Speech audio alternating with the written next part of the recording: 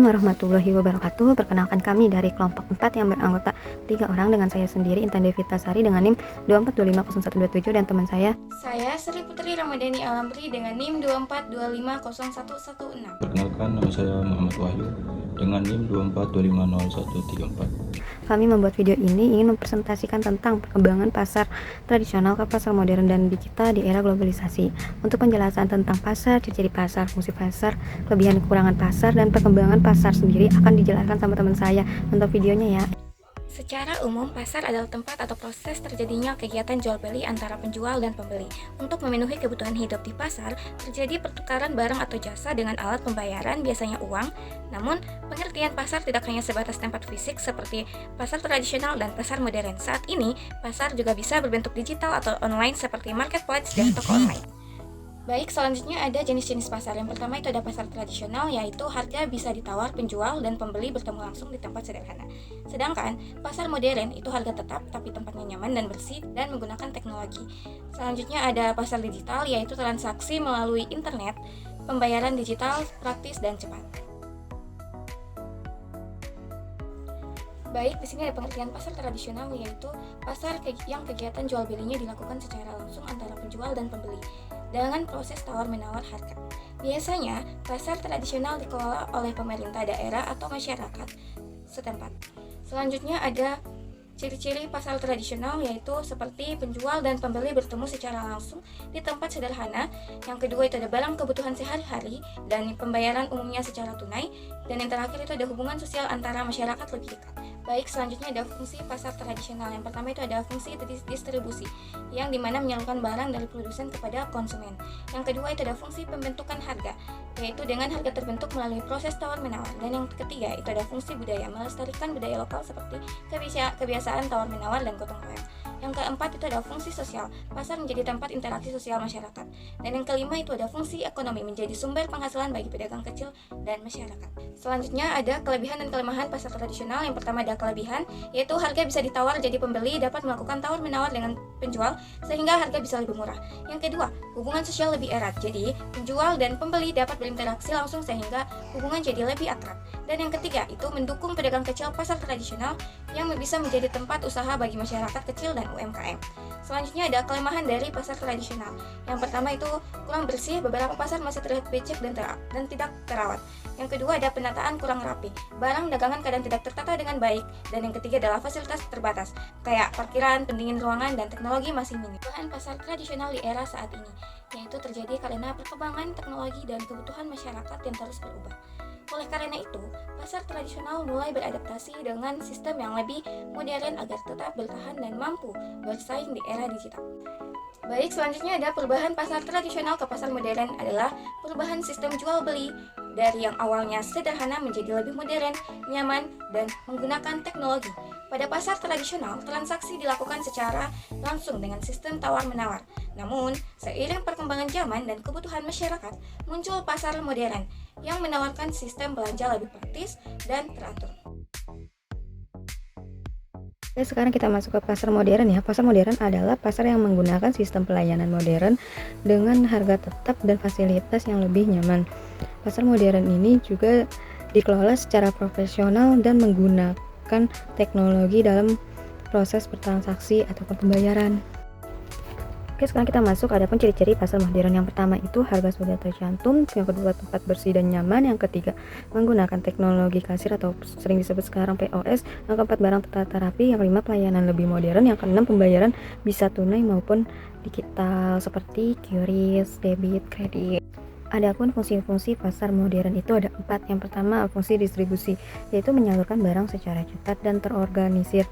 Yang kedua fungsi promosi, menjadi tempat promosi produk baru, contohnya seperti diskon, cashback, dan paket promo. Yang ketiga ada fungsi pelayanan, yaitu memberikan kenyamanan dan cepat dalam berbelanja. Yang keempat ada fungsi teknologi, yaitu menggunakan teknologi dalam transaksi, contohnya seperti barcode, QRIS, kartu debit, dan e-wallet. Adapun kelebihan dan kekurangan pada pasar modern, yang pertama itu kelebihan pada pasar modern. Yang pertama nyaman dan bersih, tempatnya ruangannya ber-AC dan bertata rapi. Yang kedua praktis, pembeli dapat memilih barang sendiri dengan mudah. Yang ketiga banyak pilihan produk lebih beragam dan lengkap.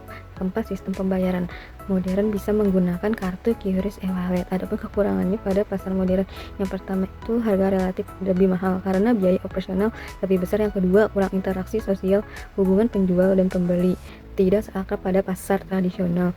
Yang ketiga, mengurangi peran perdagangan kecil, persaingan dengan toko modern cukup besar. Perkembangan pada pasar modern. Perkembangan pada pasar modern ialah proses perubahan sistem perdagangan dari pasar tradisional menuju format yang lebih terorganisasi, efisien, dan berbasis teknologi. Pasar modern mencakup seperti supermarket, minimarket, hypermart, dan department store. Perubahan pasar tradisional dan pasar modern ke pasar digital. Perubahan pasar tradisional dan modern ke pasar digital menunjukkan bahwa teknologi sangat mengaruhi cara masyarakat melakukan jual beli. Sistem perdagangan menjadi lebih praktis, cepat, dan dapat dilakukan kapan saja melalui internet, melalui website, dan marketplace. Sesuai dengan namanya, pasar digital adalah pasar yang menggunakan internet atau teknologi digital sebagai sarana atau tempat transaksi jual beli. Namun dalam pasar digital ini, penjual dan pembeli tidak perlu bertemu secara langsung karena transaksi atau jual belinya terjadi melalui aplikasi atau website. Pasar digital ini memiliki ciri-ciri yang sedikit berbeda dengan pasar tradisional atau pasar modern. Apa saja ciri-cirinya? Mari kita lihat. Pastinya ya, untuk mengakses pasar digital ini kita harus menggunakan internet. Dua, yaitu tidak bertemu langsung antara penjual dan pembeli karena seluruh proses transaksi jual belinya itu melalui aplikasi atau website.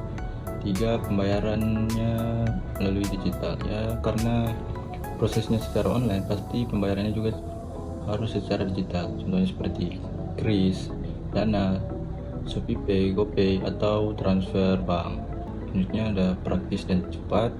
Ya, kita sebagai pembeli tidak perlu effort ya atau capek-capek pergi ke toko atau ke pasar. Cukup hanya dengan handphone kita sudah bisa mengakses atau melihat-lihat produk di pasar digital ini. Menggunakan teknologi digital ya seperti tadi, seperti smartphone, laptop. 6. Barang dikirim menggunakan jasa ekspedisi. Selanjutnya kita masuk ke fungsi-fungsi pasar digital. Pastinya mempermudah transaksi karena bisa dilakukan di mana saja dan kapan saja hanya dengan menggunakan handphone tanpa perlu pergi ke tokonya secara langsung. Dengan adanya pasar digital ini juga memperluas jangkauan pasar. Tidak hanya di daerah mereka, kini para penjual bisa memasarkan produk mereka ke berbagai daerah, bahkan sampai ke luar negeri. Fungsi berikutnya adalah menghemat waktu dan biaya. Pasar digital membantu pembeli dan penjual untuk menghemat waktu dan biaya transportasi karena pembeli tidak perlu keluar rumah untuk pergi berbelanja dan dapat mengurangi biaya operasional karena penjualnya tidak harus memiliki toko fisik. Pasar digital juga membantu perkembangan bisnis UMKM. Dengan modal yang relatif kecil, para pelaku usaha ini dapat memasarkan produk mereka ke lebih banyak konsumen, itu hanya melalui marketplace dan sosial media. Fungsi terakhir adalah mendukung kemajuan teknologi. Kehadiran pasar digital mendorong pengembangan berbagai inovasi seperti QRIS, e-wallet, live shopping, hingga kecerdasan buatan atau AI yang membantu konsumen untuk menemukan produk yang sesuai dengan kebutuhan mereka. Oke, kita lanjut ke kelebihan pasar digital. Kelebihan pasar digital praktis dan mudah, menghemat waktu dan tenaga. Ya, kita tidak perlu capek-capek untuk ke sana ya, untuk ke tokonya langsung.